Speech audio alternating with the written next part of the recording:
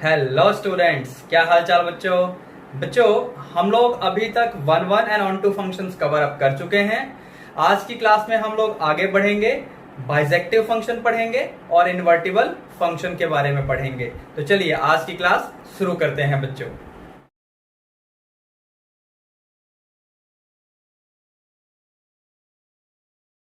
तो बच्चों, जैसा कि आप लोग देख रहे हैं, मैंने बाइजेक्टिव फंक्शन का डेफिनेशन लिखा हुआ है। क्या होता है, देखिए, पहली बात तो बाइजेक्टिव फंक्शन को बाइजेक्शन भी कहते हैं या इसे हम one one onto function भी कहते हैं। ठीक है, इसे हम वन टू वन फंक्शन या वन टू वन कोरिस्पोंडेंस भी कहते हैं।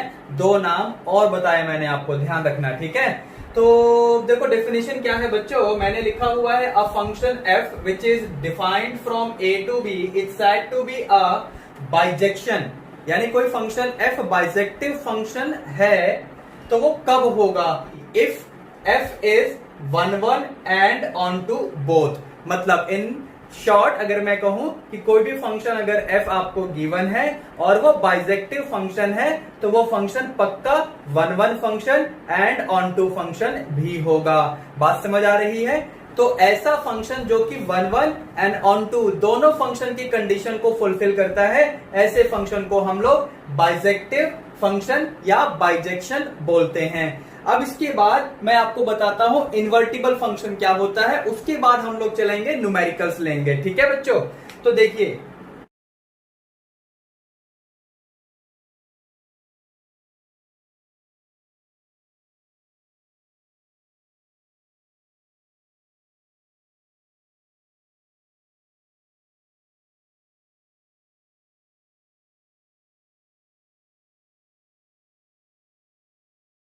इनवर्स ऑफ अ फंक्शन, जिसकी हेल्प से हम लोग इन्वर्टिबल फंक्शन फाइंड करेंगे। तो किस तरीके से इसे डिफाइन करते हैं देखते हैं बच्चों। अगर कोई फंक्शन f हमें गिवन है जो कि a से b में डिफाइंड है और वो फंक्शन बाइजेक्शन है यानी बाइजेक्टिव फंक्शन है, तो अगर मेरे पास एक डिफरेंट फंक्शन g है जो कि b से a में डिफाइंड है, इस बात पे फोकस करना, f a से b में डिफाइंड है और एक फंक्शन g b से a में डिफाइंड है, इस फंक्शन g को हम f फंक्शन का इनवर्स कहते हैं अगर कंडीशंस सेटिस्फाई हो जाएं। कौन सी कंडीशंस, आगे पढ़ते हैं। विच लिंक्स, लिंक्स मतलब एसोसिएट्स, यानी ये जो फंक्शन g है it associate each element y of set b to a unique element x of set a such that f of x equal to y is called the inverse of f। अच्छा बच्चों, आगे mathematically क्या लिखा है देखिए, f of x equal to y will imply g of y equal to x। Dual implication है, ध्यान से, यानी this also implies this way. ठीक है, the inverse of f is denoted by f inverse. और यहां पर हम फर्दर क्या लिख सकते हैं, further we can write that f inverse is a function which we had represented here by a function g।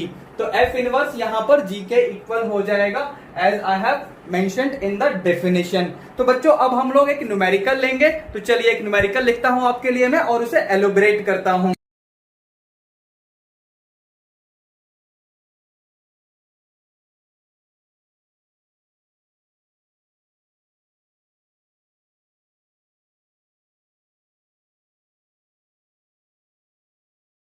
तो बच्चों हमारे पास एक सेट A है which contains all the real numbers excluding 3। हमारे पास एक सेट B है which contains all the real number excluding 1।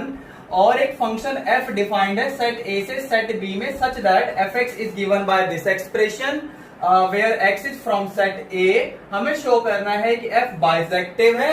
Bijective मतलब हमें शो करना है कि function f one one and onto दोनों फंक्शन के नेचर को फॉलो कर रहा है।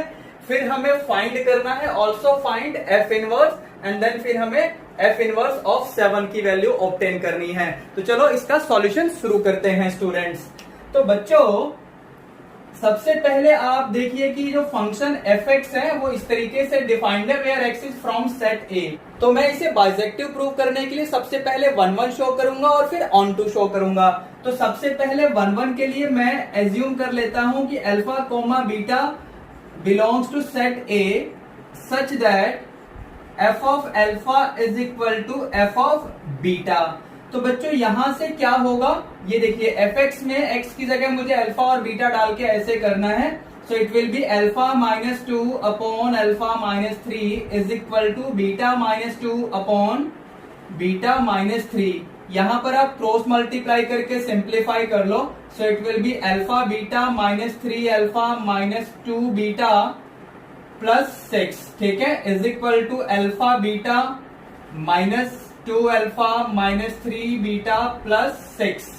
देन आफ्टर बच्चों आप लोग नोट करिए अल्फा बीटा ये तो कैंसिल हो जाएगा, फिर ये 6 भी कैंसिल होगा, और अगर आप माइनस 3 बीटा को और ये माइनस 2 अल्फा को साइड चेंज कर देंगे तो आपको क्या मिलेगा, आपको मिलेगा minus alpha is equal to minus beta, and that implies कि alpha is equal to beta, and therefore अगर आउटपुट्स सेम है तो इनपुट सेम हो गए, तो हम कंक्लूड कर सकते हैं कि आपका जो फंक्शन f है वो 1-1 फंक्शन है।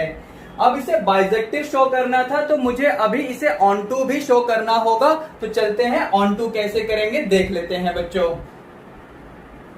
तो बच्चों हम लोग एज्यूम कर लेंगे कि let y is equal to F X where y belongs to the codomain of the function f which is b means where b means all the real numbers excluding 1।